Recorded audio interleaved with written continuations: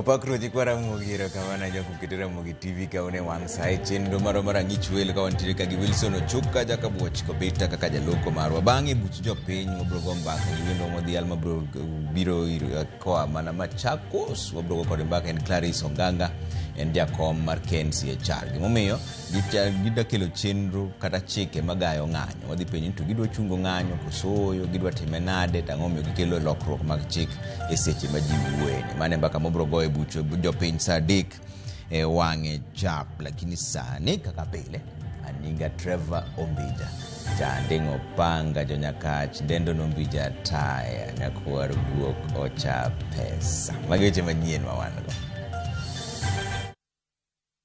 Ajali ambayo ilikuwa ni hatari tena, ilikuwa ni mbaya, ambayo watu walifunikwa na shimo. Jiabich otho e masira mar sienyruok mar lowo e kar kunyo mula makili mapesa e kaunti ma Narok.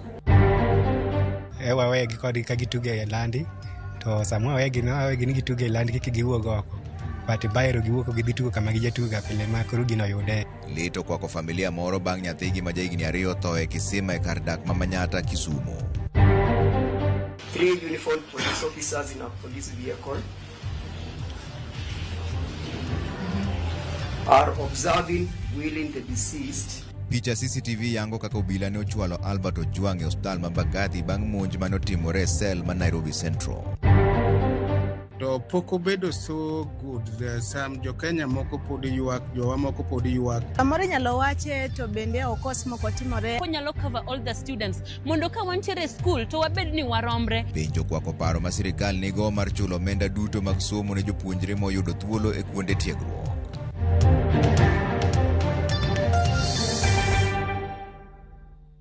Nero kamano dwero winjo pachi 2-3-6-0-0. Jiabicho yangi ni owito ngimagi e kar kunyo mula mani kili mapesa mani Lol Goriang e kaunti ma Narok tok lo sienyore kendo iko gi e buru kunyo mula.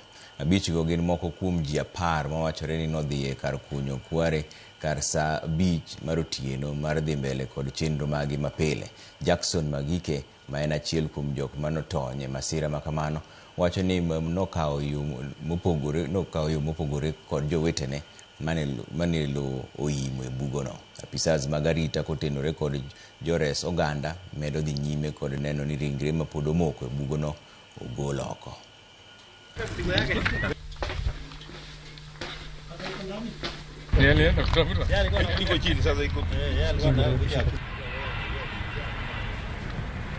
Tulishtuka na tulipata mshangao mkubwa. Leo asubuhi tukaambiwa kwamba watu wetu wa migodi wameweza kupata ajali, na hakika kweli tulifika mara moja na tukajua ya kwamba ilikuwa ni ajali ambayo ilikuwa ni hatari tena, ilikuwa ni mbaya, ambayo watu walifunikwa na shimo. Kwa hivyo tunasema serikali yetu ambayo pia walijitolea wakakuja saa hiyo, hawakungoja wakati, wakakuja kukua pamoja nasi, lakini tungehitaji rescue team ile ambayo wanaweza kuingia ndani ya hiyo migodi, sababu pengine kuna watu wengine ambayo tunaweza kusema ya kwamba wamefunikwa pale. Nimekuwa traumatized kiakili leo, sababu sijawahi kutoa watu wengi kama hiyo 5 nimetoa, na bado natarajia kutafuta kama iko ingine. Mimi nasema tu rescue team ya serikali na rescue team ya watu wa mining ambayo iko chini yangu tuungane, tuingie, tusake hii shimo, tuone kama kuna wenzetu wengine bado iko, tupate kutoa vile tumetoa wengine. Watimo mos ne jogo mawito jo familia mage. Rumbi mag lit kod kuyo koro kwako kar dak ma Manyata e boma ma Kisumu bang' nyathi ma nyako ma jahigni 2 owito ngimane bang' lwar e kisima mar pi. Kaka jofwambo marwa Millicent Adhiambo leronwa, kisimano nyoum dhoge gi mabati. Mana kaka odiochieng' mamoko, Lawrence gi minode gi chuny lit yango ni ne giweyo nyithindgi 2 e dhot katugo ka gidhi manyo kuma wi marach kane giduogo rango nyithindo to girodhno mana gi masira. Nyawadgi man go dhi skul wawegi kodi ka gituge e landi to samwa wawegi ni gituge e landi kiki giwuok oko but bayro giwuok gidhitugo kama gijatuga pile ma koro gino yude. Kalore gi janeno mani okonyo golo ringre nyathino e kisima kapok chunye ne ochot, olero kaka nyathigi mihiano mawuoyi ne oluonge mondo dhi okony e reso nyamingi onyumore e kisima. To ng'ama nokelo wach neno nyathigi oluwo ma according to report mar police ma janyuol golo en nyathi ma jahiga 4. Koro ema nitie nyathi ma ja school hapa nitiere ka nikech fee break obiro to ng'iyo kisima mantiere to kwa kani to yudo ni nyathino pod neno but tinde man nitiere malo. Koro gino raise alarm waringo kwa chako manyo janyuol ni kuma nitiere. Ema nitiere kijana moro ma be jirandwa ka ema ochoko chir koseng'iyo moyudo kaka nitiere nyathi ochoko chir modonjo e kisima kanyo mogole. Adier kabiro kode tambe ni kana go chonga kanyo kana chung to kana nyathino to kadhi mago chonga mang'e kisima neno ka nyathino nindo gi kae ema kawo patik mar donjo e kisima tagolo nyathini tamiyo jowetenagi to e isechego okwanya wacho ni nosetho nikech kwa gole oko ka to nitie akogamo muya dichiel koro toke kanyo. Jodak ma alwora no korka korgi kane giloso ewi masirano ne giseyo weche arita magikoni sani nitie jogo makwalo chumbe mag loro wi kisima mag pigo gino mamiyo wiyegi dong' kalothni kendo kelo masira. Gikwayo jonyuol bende mondo koro bed akicha kendo ket arita makare ne nyithindgi sama gidhi menyo mondo okonye geng'o yudo masira maket kod mano. Kanyo ne nitiere mabati magara jirani moro wacho ni owinjo ka ng'ato kale wiye mparo nen kata mana diel kata gweno moro kara nok kya ne nyathi lakini wigi tiumoga to gima be kelo gigi gin kuo moko ma iwang'e to kiny kuchako chiew kinyo onge. Koro en mana kuo ma miyo wasani wakale masira machal kama. Ndio ok ni en nyero janyuol ni ati mar mondo mi masira ni metingene. Nembe saune ne yore ge mag mali. Dang' iwe nyathi kata idhi manyo ne gino chano. Kuo mana ni nyithindo matindo kamagi owewe aweya. Wadwa kwa landlords mantiere Manyata waka no make sure ni kisima wa wangi kaka wanyalo loso wiyegi mondo wiyegi oumre yo makare manyalo rito jogo mwadago de alworawa.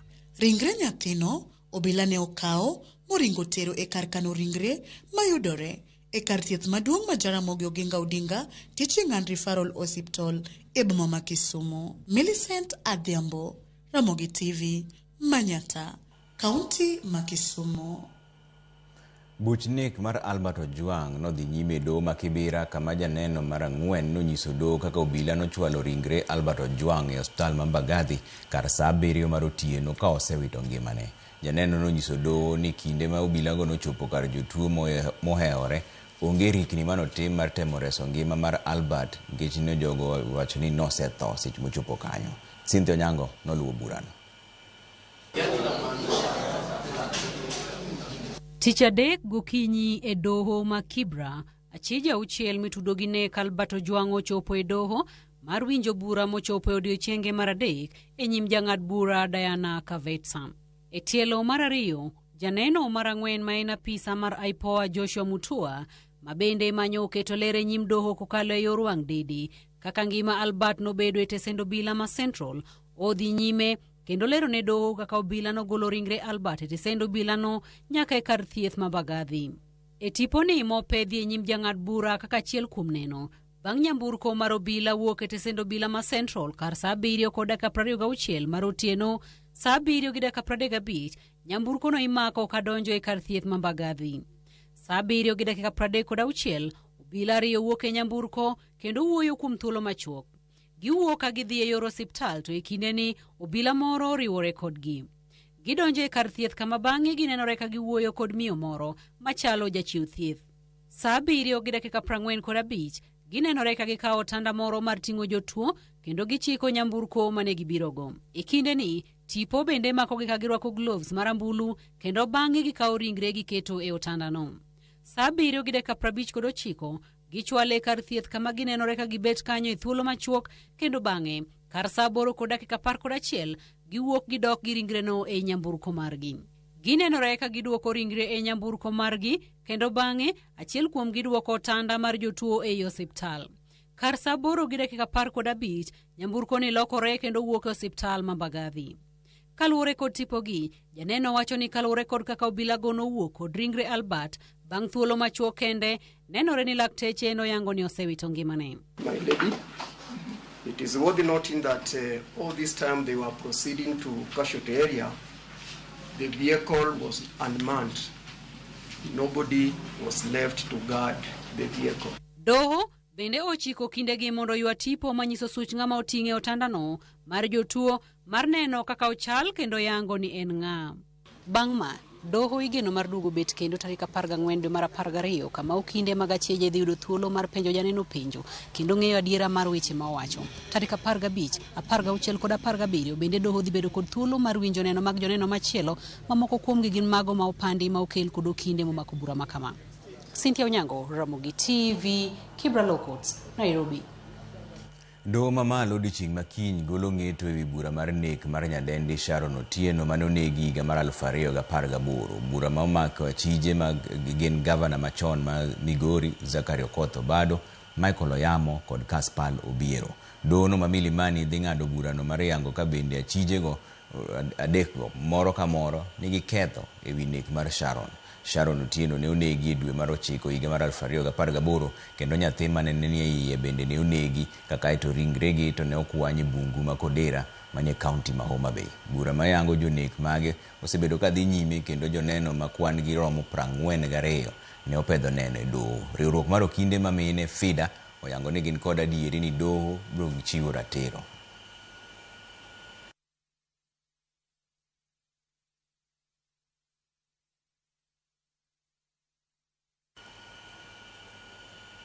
Porodong mane weche mag doho kanyo ni riwruok mar okinde pacho ka endi LSK ochako ng'anyo margi mar rem chope nyim doho ma pacho ka endi nyaka bad migawo mochung' ne joyal buche Judicial Service Commission kata JSC owinj dwachgi.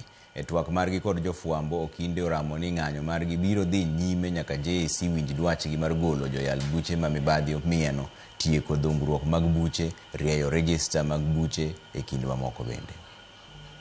Lwenye kind riwruok mar okinde pacho kae LSK kod bar migawo mar doho medo tedore bang' okinde chako ng'anyo margi ni chenro mag doho e pacho kae mangima. What do we want? Judicial accountability. When do we want it? Now. E twak margi kod jofuambo weche oko mar doho mamalo mogik e buora e Nairobi, LSK boyeten gi Charles Kanjama onyonore ni ng'anyo margi pod biro dhi nyime pacho kae mangima nyaka bar migawo mar doho JSC winji ywak margi. We are asking every lawyer not to appear in any court that is subject to the targeted court boycott, and that includes the Supreme Court. Oken gimo wachung' nyoro kata kawuono to wacho ni wan wadhi e ndara ma onge sababu. Wawacho ni achiel ariyo adek kendo bende walero maber gigo mwasebedo kwatemo timo moluore gi wuoyo gi judiciary, wuoyo gi executive mondo mi bende gin bende giwinj weche mwawacho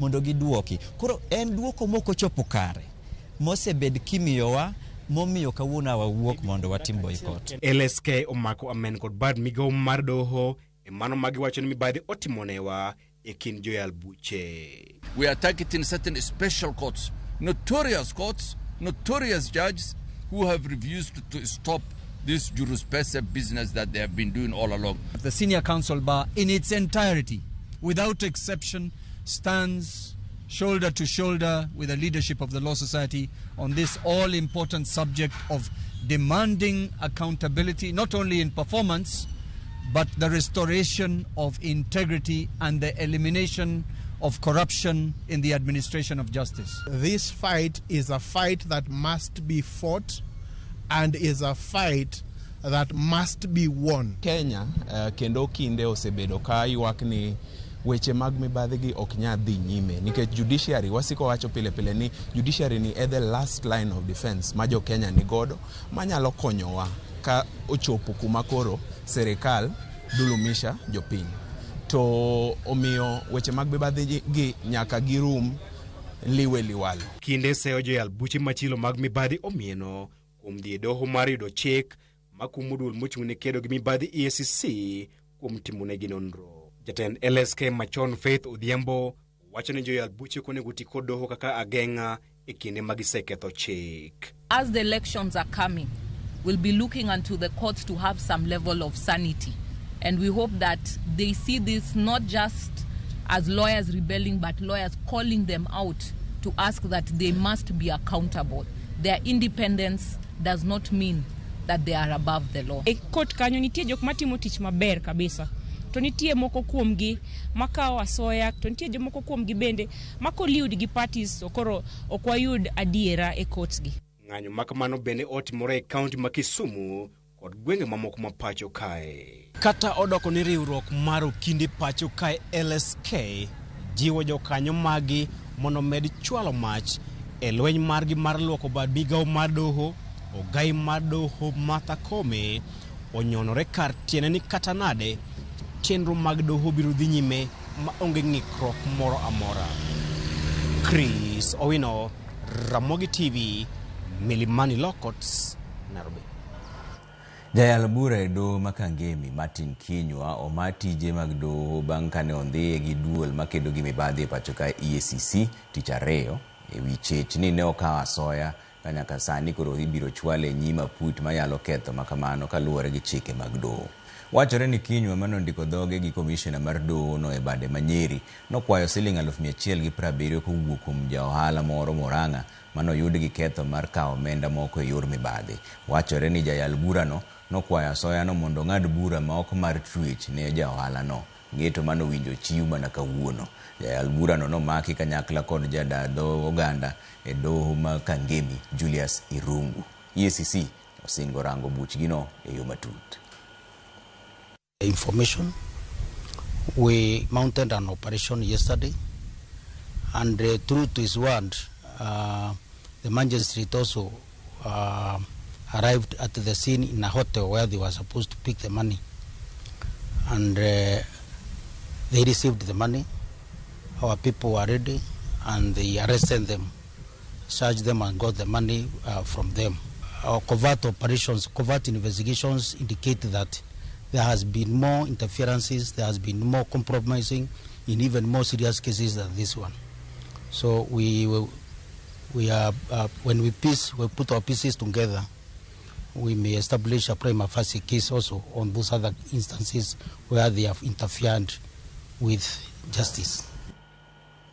Tend kanisa mar Anglican ma Kenya obago alam kawuone kanisa mar All Saints Cathedral mar puodho kar lemo no tok monj mane otim dwe mokalo gi kweth njore mane omonjo oganda mane golo paro e budget ma pacho kaeni.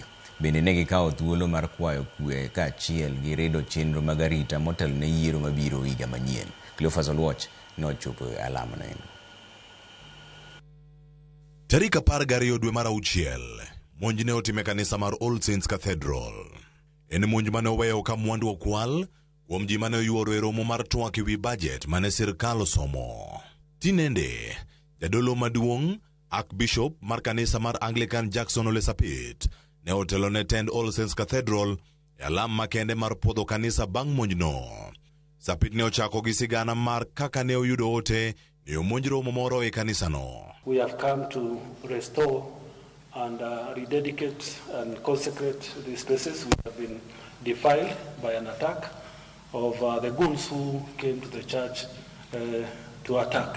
It's very emotional for me because that day was my birthday. We registered a complaint about the goons attack, and we were assured that investigations will be carried out and a report will be tabled.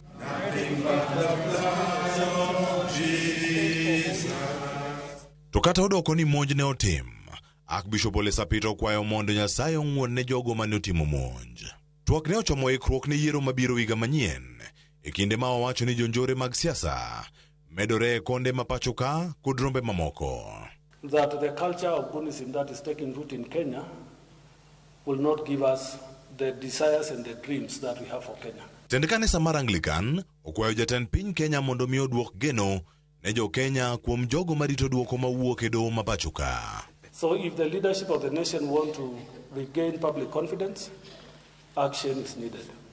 There was a display of 5 arrested people following the attack of All Saints, but no case has ever been heard in court. Is that we do not only want to see goons arrested, we want to see the honor of the goons displayed. Sani penjo en ni, gin jomagi matayo chenro mag arita pacho kae, obila koso jonjore. Who is now in charge of law and order in Kenya? Is it the goons or the police? Even after the attack of the cathedral, we have seen, it has not diminished, it has heightened. It's going to another level. We can now see in broad daylight, people in Prados and Subarus and X-Trails.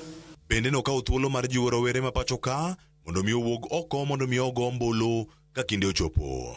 For our young people, when they demand to know and to see us do the right thing, We also ask them to be calm, but to continue to ask the right things. Nyakwaramogi Ojwang ne en tarik 12 dwe mar auchiel. Ne en chieng' tich abich, jonjore manochopo e kar lamo kae mano ma All Saints Cathedral e bore Nairobi ne orocho romo ma bende nokelo buok ne oganda mathoth. Kawuono en nyasi ma bende obedo kae achiel kachiel tem mar kono oganda ni oyawe kendo biuru mondo rom, biuru mondo lem. Ma en kar romo kata kar lemo mano ma St. Nicholas Chapel mantiere All Saints Cathedral. Nyasi ni oseyaw, thuolo osechiw, siem osegol kacha ne jogo miluongo ni guns kata jonjore. Kik ti kodgi e kindegi mag siasa. Cleophas Oluoch, Ramogi TV, Nairobi. Das koro wadhi yo moro machuok dug bang' dakika moko matin to kik idhi mabor ahinya. Nyakwar guoko cha pesa wuod nyakachu winji maler kabisa ka wan kod min nyithinda Okinyo nyar luoro Lavington kae. Ramogi TV ler maratari mano MC Ogina Koko kachumbari. Nyero kamano MC kuom neno Ramogi TV ka. Trevan Baba Twins Onjinyo kado yudo bila ma itudo kod nek mar Albert kod ketho mar nek to kaune gi chik mager sana. Mosna PS Cyril Wagunda, Honorable Pio Wandai, Martin Owino, Wood Chief Pascal Oranga, Ochieng Riako, Governor Gladys Wanga, kod Honorable Karoli Owedhe. Dasero kamana enya machilo benitiri ka Trevor en gima leta enya weto nyathi matene masira mar kisima mar Nyasaye mi jonyuolgo kwe makende mar Albert to ruoth kende ema wakete mbele.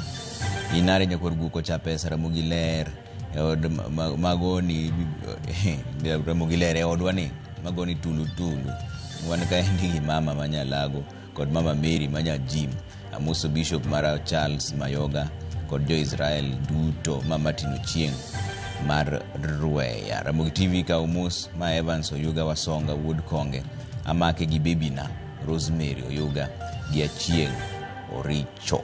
Ero kamana ahinya. Odogo bang' dakika matin kik idhi mabor ahinya.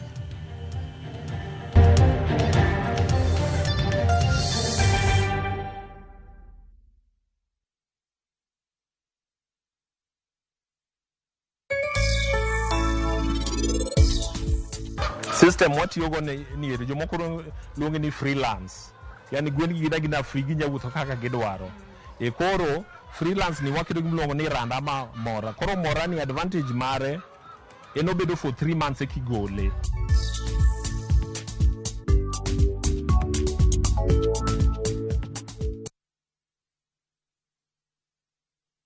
Many people worry about seeking healthcare abroad. Is it safe? Is it legitimate? Will someone truly be there for them? You don't have to worry anymore. View Travel has partnered with HBG Medical Assistance, connecting you to a network of leading accredited hospitals in India. Max Healthcare, BLK Max, and Artemis, with every step guided by a dedicated care manager from the moment you inquire through your journey to India to when you're home. Our packages include over 30 core medical screenings covering your heart, metabolism, and vital organs, plus dedicated screening for men and women, including prostate and breast cancer screening, delivered by experienced specialists, with packages personalized to your individual needs, starting from just $1,300. Every detail is handled for you: flights, accommodation, your full screening itinerary. So the only thing you need to focus on is your health. Call or WhatsApp 073-254-254 to talk to View Travel and HBG Medical Assistance today. Egweng kama nam chiwo ngima. Ng'at achiel ema chiko gik moko duto. Anyuola mabalo ganyuola. Ok en anyuola. En balo. To balo en chuogi. Sama jalupo kedo gi ruoth. Onge mindni. Bondo. Mana winjruok. Bedo maonge geno nyalo miyo ji okedne ngimagi. An natimo gima miyo moro amora nyalo timo mondo res go ngima mar nyathini. Kata ka ng'ato hinyore, nitie sigeni moko ma ok nyal nimo. Nambe winjo kaluonga. Nyalo nega. Kendo en adiera manigi teko mar ketho piny ruoth. Rembo wuoda ni e lobni. Okay, pi. Nam wiye ukwil. Bwana nam kau gima dwaro bwana. Bwana obro mnang'eyo samose kao. Mirima. Tich abich kod ngeso, saa 1:45 otieno. Kik bai.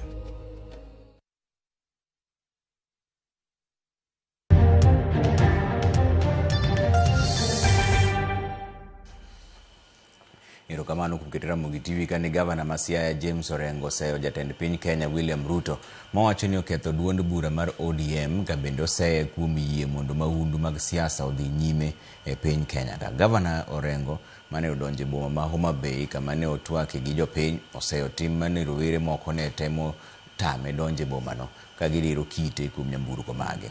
Otiyo gi thuolo no bende seyo jatend piny Kenya William Ruto gi sirikande mokoni nyayo timbe mag mahundu ka gitiyo gi rowere. Orengo ne okoni onge ng'ata mabiro buogo kweth mar Linda Mwananchi gi tulo kendo wuodhgi mar siasa magichako ni gidhigo e Kenya mangima.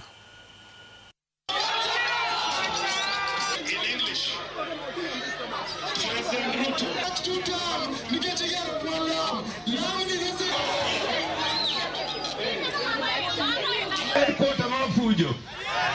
Ana mange fujo. Fujo kinyalo bloga go.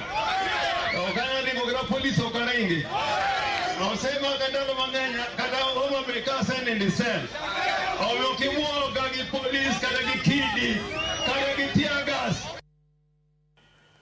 Paro mathoth medo nyuolore ewi nyalo mar sirikal chulo atamalo 100 mar omenda mag siro somb jopuonjre kuonde tiegruok mamalo kaka nyolie kigi jatend piny Kenya William Ruto. Kata obedo ni thoth jo Kenya to neno ni en paro maleo kendo biro reso jopuonjre ahinya to mawuok e anyuola mochando, lero onge ewi kama omenda makamano biro wuoke kod okenge duto mabiro luoro chenro manyien mar siro somb jopuonjre go. Ripota marwa Simbros Okinda lero no wachni. En ote mamedo nyuolo paro mopogore e kind oganda ewi poni sirikal nyalo chopo kare wach mar chiwo atamalo 100 mar omenda mag siro somo ne jopuonjre duto moluonge kuonde tiegruok mamalo. Girero Manus Odhiambo en achiel kuom wiye motimo jere sekta mar somo manyote no jatend pinye ka jot mare e kinde mane chiwo ote makamano. Wasebedo gi this project malaro higni 3-4 sani to pok obedo so good. Some jo Kenya moko pod ywak, jowa moko pod ywak. And sirikal in the wisdom girieko mar jatelo mar piny His Excellency Dr. William Ruto has felt it is necessary to improve much further. And so what the president nyowacho nyoro any going forward any nyithindo koro nyalo yudo fees te. Ko fees ka en siling 100 to koro ibro yude te, ibro chuli go te. Makuro kopoge ni loan ang'o ibro chuli go te 100. Mana ka sirikande mamoko, sirikand Kenya Kwanza osebedo kod wich bar maduong' e siro som jopuonjre mbalariany momiyo thoth tat somogo sani ni e chonggi ewi gope mathoth manorogi ka moko to nochomo kata lor. Penyo maduong' en ni to omenda mar siro somo ni dhi wuok kure. I think they're just like we had the infrastructural fund mano chakore just like that and now it's very successful. The same thing apparently there is also a talk on how we will have another area mapesa ni biro high. People have talked about security, bonding and all the rest. Maybe mano timore to kang'eyo malong'o. Ji osebedo ka ywak and then uchumi bende ok ber. One of the best thing en miyo Odhiambo pesa 100 mowinjore odhi osom gono. Osom motieki. Ka Nyasaye ber, ka Nyasaye to ber pile te. Bang'e gachiel, bang'e gariyo after in his lifetime obiro yudo tich kata obiro yudo musara to biro dwaro ni samoro mana kaka nolawa kwa sea university mondo chul. Mana jatend duol mar Okinde Faith Odhiambo koluwo mbui mare mar X osewach makamano kopenjo gimomiyo jatend piny lando wachno mana higa achiel to piny dhi debe. Karabed ne ywak ewi siro somo to osebedo mathoth. Faith dwaro mondo sirikal opedhi lela nonro matut ewi kaka ochano timo chenro makamano kosiro ni somo en ratich jo Kenya duto kendo ok onego ti kode siasa. Chenro manyien kata kamano rwaki kod moko kuom jopuonjre mane waloso godo malero ni kit chenro masani kelo pogruok e kindgi ahinya jopuonjre mane oketie band ma ok owinjore kodgi. To chunya mor ka koro somo dhi bedo ma free kendo learners dhi neno ni at least giromre ma ok ni e class achiel nitie ng'at ma ineno kaka extremely needy, ng'ato is less needy to ng'ato be nenore kaka vulnerable. Samoro inyalo wache to bende okos moko timore ama inyalo wache to timre. But kado timre kaka no wacho to debed paro maber sana. Ni mar nitiere jopuonjre mane okete band mar 2, band mar 3, band mar 4 but yuto gi kirango, yuto gi nigi piny sana. Itasaidia juu many students are suffering. Hata si mimi pekee. many people are suffering na hiyo story na banding na story na scholarship. Konyalo cover all the students. Mondo ka wantiere school to wabed ni waromre. Ok ni jomoko jo band 1, jomoko jo band 5 kelo issues mang'eny kindwa kaka jopuonjre. Kata bedo ni penjo thoth maloyo duoko, oganda mathoth oyiere ni makende e yo ma sirikal nyalo duoko gogeno ni somo en mar ji duto ma ok odewo ofuko. Wenge duto koro rito mar neno kaka sirikal biro ketie tim chenroni. Simfrozo Kinda, Ramogi TV, Nairobi. Attorney General Dorcas Oduor oyayanga chenro mar timo nonro wi chike ma pacho ka endi moseyangi ni ok oluwore gi dwaro mar katiba manyien ma pacho ka. Chenro no igeto ni biro rumo bang' dweche 6 kendo biro neno ni chike ma ok oluwore gi dwaro mar katiba orangi manyien. Aput matimo nonro no masani koro ni e bwo duol mar Kenya Law Reforms biro rango ng'eto mosetim ne buche gi doho ma pacho ka endi kapok gidwaro pach jopiny eka bang'e koro gibiro chwalo ripodno e od bura mamalo. Of economic progress, social justice and political stability. By aligning our laws with our constitution, we will reduce litigation, protect public resources and build a more predictable legal environment for all Kenyans. With these remarks, it is now my distinct honor and privilege to officially launch the Multisectoral Committee on Legislative Reform and Alignment. And I hope that we are calling upon the members of the public, if you know of any laws that you think are obsolete, are unconstitutional, or laws that should be amended, we now have an opportunity to relook at these laws and deal with them and make them responsive and make them constitutional. Riwruog jochiw thieth e bwo mabul mar Kuko, KNUPT, Kenfu kod Numlo obago ng'anyo e chuny boma ma Nairobi ka gidwaro migawo mar thieth mondo winj kwayo margi moting'o dwaro mondo ondik jochiw thieth mag UHC e yo maongirore tok tiyo e yor orak kuom thuolo mar higni 6. Giwacho ni sirikal osebuono dwaro margi kata bed ni negitiyo tich manimba e kinde midhusi mar korona. Gimokelo waka en ni jok mosebedo katiyo e bwo UHC kawuono gikone to koro giamua ni gibiro mo barua githuon. Gintie ka gidwa dhi kawo barupe, giseamua ni gisebedo ka girito governors mondo migi barua. Pesa nosechiw gi od bura mamalo ma Senate nosechiwo pesa. Ma pesa nonego bed ni governors kawo to miyo jogi barupe to gichako tich. That the UHC workers be confirmed under the national government because the money is there.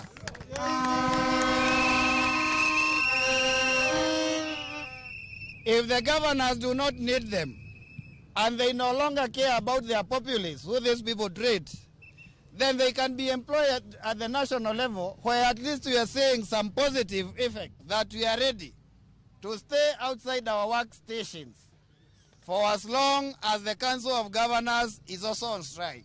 Yes. Because they are the ones on strike. Yes. We agreed, they signed CBS, they refused. Akelo Misori ma en jagoro maduong' mar Kuppet sayo piny owacho kuom koso bero lwasi ne jopuonj kowacho ni osara margi tin ka opim gi jo michulo jotije sirikal mamoko. Kuppet sundo piny owacho mondo non kendo girimiti margi mar tich mar neno ni lwasi mar tich mar jopuonj omed keto maber. Misori omedo wacho ni gimiyo piny owacho ndalo 30 kende mar timo dwachi ma ka ok kamano to gibiro kawo okang' mager nyaka chieng' dwachi gi winji kendo kete tim. Wan kaka Kuppet ok obiyie ni jopuonj ichulo mopogore gi jotich mamoko manie sirikal. Kaluwore gi gima nocha Public Service Minister opublish kaka salary mar jotich matiyo e sirikal, nitiere pogruok maduong' moseneno. Mano nyiso ni jopuonj jogi ok ong'eyo gwawo maber. Emomiyo waluongo kawuono ni nyaka wanyiso ni ok wamor. Ok wamor nikech pogruok no nyiso ni wan nyodo. Koro jopuonj nyaka bed jok manyodo. Koro wabiro nyisogi ni wan nyodo bang' ndalo 30.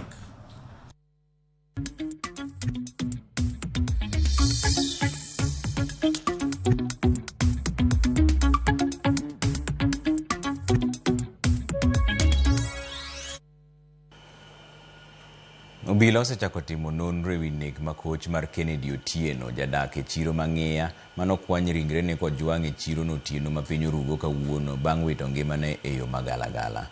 Kaluwore kod johala kod jodak ma chiro mang'eya, rochruok arita kwe osejimbore kanyo, gino mathiro chenro mag wuoth kod ohala nimar kweth mapok oyangi osebedo ka monjo jopiny kanyo ahinya to e seche mag otieno, gino moweyo ka gidak kod luoro. Ewi mano, gikwayo tend obila mondo tim lokruok mapiyo ne obila mosedak ahinya e tesend obila mang'eya kaka achiel kuom yore mag redo arita kwe kono. Wabedo gi shida mang'eny mar chandruok mar arita kwe. Ji mang'eny inege area ni ikwanyogi. Sama kama wawito kijana matin miluongo ni Ken. Oyude konindo to kwang'e ni tang' momiyo nindo. Wakwayo na arita kwe mondo miyo bedie maber. Nikech kata minewa mauso bende yudo chandruok. Jodongo kata kijande mawuotho bedo gi chandruok. To kwanyal dak kama wawito ngima pile pile nikech ok en ma ok mokwongo. Ng'iya ka ikwanyo ji to pile. Koro ok wadwa sama kwanya ji to wan oritwa gi polis. Ko wakwayo ni mondo jogi owil jogi. And the number 2 gima wakwayo ahinya kaka ng'iya. Giwilnwa gini obedo police post. Gichwalnwa go malo mondo wabed gi mtoka mamarwa. Mondo jogi sama patrol to giyudo that is a time. Ni mondo omiwa arita kwe mojiwre mondo kik neg ji aoyaye kato yelo yel. So this is a quagmire. This is something that we didn't expect to occur again. So I am requesting Ruto to tell Kipchumba Murkomen mimondo oridnwa matin arita kwe maka. Riwruok mar Cereal Growers Association gotenore kod Tend County ma Migori oriwo lwedo mar puonjo jopur yore mag duoko piny lal mar chiemo e kinde keyo kendo puonjogi yore mag medo ndhadhu e chiemo ma gigolo e puothe kod tiyo kod masinde e weche mag keyo. Jafwambo marwa George Juma miyowa ler. Maro matamalo 30 mag chiemo e kaunti ma Migori ma igolo e puothe lal ka ochakore keyo nyaka e chiro. Mae osetudi kod midhieche mathoth moting'o onge mag masinde ma inyalo tigo e keyo, onge mag kuonde ma ikane mo kuom chiemogi mondo koro kik gikethre mapiyo piyo. Yudo seche ma ng'ato golo cham e puodho to weather ok ber, seche go yudo ka some losses biro kaluwore gi handling ma ok ber ahinya. To wan kaka Migori County watemo puonjo jopur kendo watemo ni mondo giyud gigo manyalo konyogi minimize that loss. Lal mar atamalo mathoth mag chiemo ni biro e kinde ma kaunti ma Migori pod nitiere kod nok mar chiemo to ahinya e keyo ma higani. Lipot mogol jatend migawono mar pur e kaunti ma Lucas Musenda yango ni e keyo mar higani kaunti ma Migori oyudo mana keyo maromo kintans 27,000 nyaka 30,000 kwan man piny ka ipimo kod man madwarore mentans 42,000. As a county, we require about 42,000 tons of maize, for example. The last assessment that we had is pointing to anything between 27 to 30,000 tons of food that is available here. That is already telling us that we are looking at a food insecure county in the next season. But of course, we are preparing ourselves in the best way possible. E okang' ma geng'o lal ma chiemo kowuok e puothe nyaka chiro, Tend County ma Migori kautenre korwogno mar Cereal Growers Association dhi nyime kod tiego jopur e yore mag geng'o lal mar chiemo. Kawuono adhi yudo thresher ma adhi konyora godo e weche mag suso mag oduma. Kawuono mor kabisa nikech kawuono gikelo no masin manyasani. During rainy season, we usually get a lot of fodder that due to limited capacity in our farmers to store and knowledge, we get feeds that are wasted. Director migawono mar pur e kaunti Migori Peter Gutu mane wuoyo e kinde mano memo kuom jopur masinde mag keyo wacho ni gipuonjo jopur kaka ginyalo medo ndhadhu mag chiemo ma gigolo e puothe mondo kony e duoko piny lal mar chiemo ka ochakore e puothe. Watemo timo kamano mondo wa encourage youth mondo donje e weche mag agriculture kendo wakonyogi mondo giduok chien lal mabiro e weche mag purgi. Jopur bende ipuonjo kaka ginyalo medo ndhadhu ne chiemo kaka yo mar geng'o lal mar chiemo ma iwito nikech gikethore. Calvin Sobiro matero riwruogno mar Cereal Growers Association wani kaka riwruok gisebedo ka gijolo jopur matindo ka gimiyogi masinde manyalo konyogi e wechego mag keyo kaachiel kod mamoko. Yudhe mwamiyo yudhe gin kaka shela ma sosoduma, chopa miloso godo chiemb dhok, wan kanyo gi motorized sprayer ma konyogi e weche go yath. Jopur bende koro imedo jiwo mondo koro pidh kothe manyalo timo maber kata kiteni mantie lokruok mar kor lwasi. Jopurwa bende mondo donje e pur mar high value crops gi mondo giyud yuto makare. We are introducing high quality, high yielding fodder crops like junkao that we've purchased during this financial year. George Juma, Ramogi TV, Migori.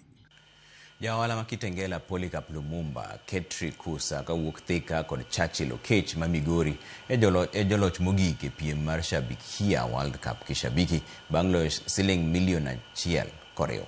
Lumumba noloyo nus milion, Ketri noyudo siling 300,000 ka Churchill to noyudo siling 200,000. Giwacho ni omendago dhi konyogi e tayo chenro mag bero ngimagi.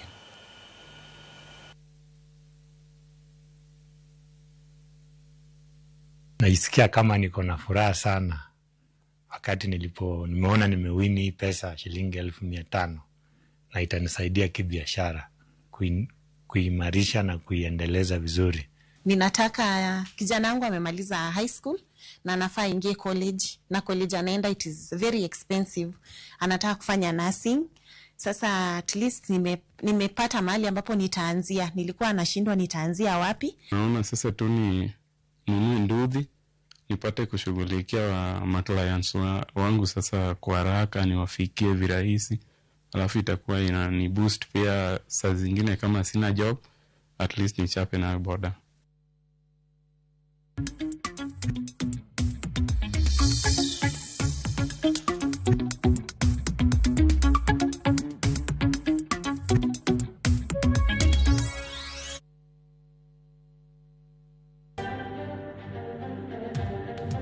Zombija Aluo News Matek Kindamor Mandu Bila Shem Muto Mar DCI Machilo Benentire ka ndi Anlawi Woda Dori Andrenya Anenora Mogitive yo makare Tumos na ochoro Ayoki Kense Mereru Kamana enya Ano uko Obiero Awinji maler Takwayo ni Nyasaye mondo par Kenya Nkech okwan kama ber Kamana enya Maendi Machilo Benentire ka Mogitive ka Umos Ma Evans Oyuga Wasonga Wood Konge Amake gi Bibi na Rosemary Oyuga gi Achieng Oricho.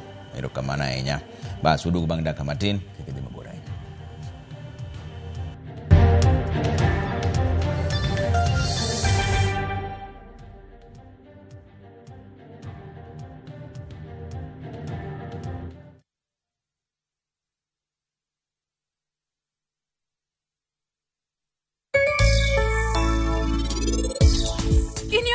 Kata matin nikech dok ne nyathini kuom gimoro amora marach motimo ka.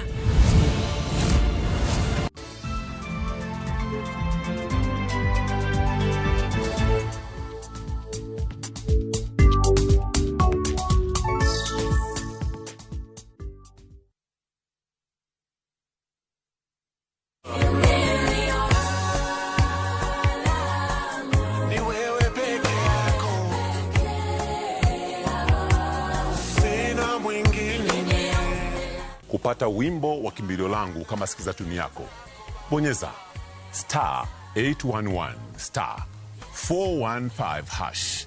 Itakuwa ndani ya simu yako na itakubariki. Kumbuka, sikiza na Citizen nyumbani mwa wasanii wote, usicheze mbali.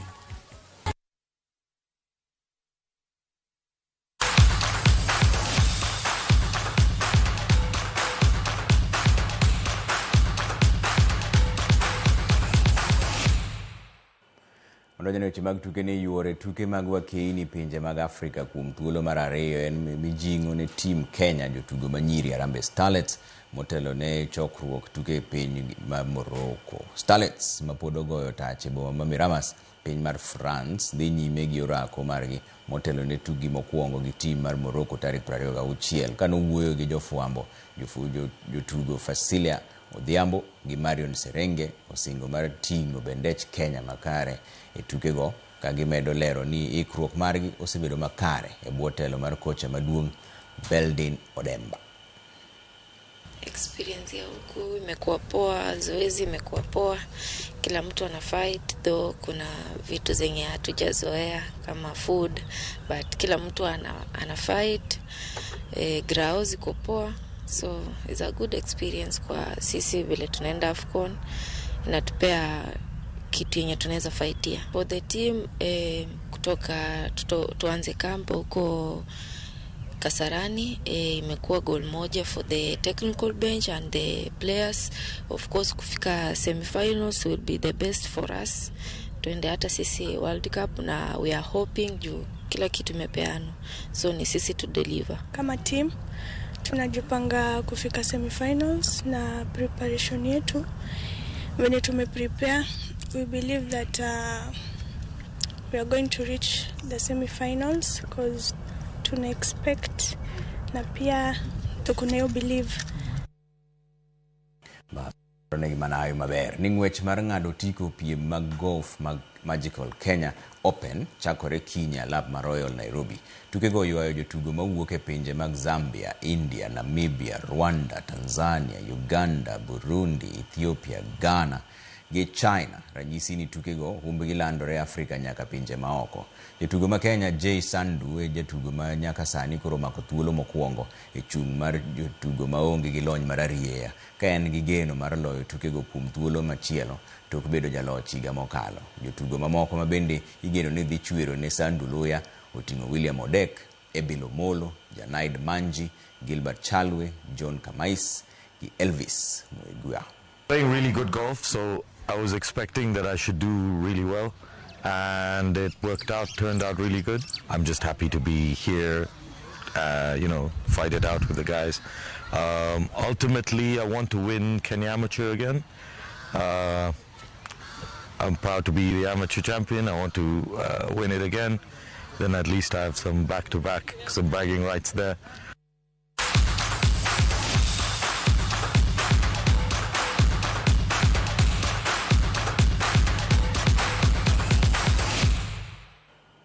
Bas wawegi kanyo ka wantiere ka gi Wilson Ochuka Jakabuoch ko bita ka Nyasaye yuto bro duogo kendo saa 3 an kaka pile. Nyinga Trevor Ombija, Jandingo Panga, Janyakach, Dendo Nobija Taya, Nyakwar Guok, Ocha Pesa. Wanere saa 3.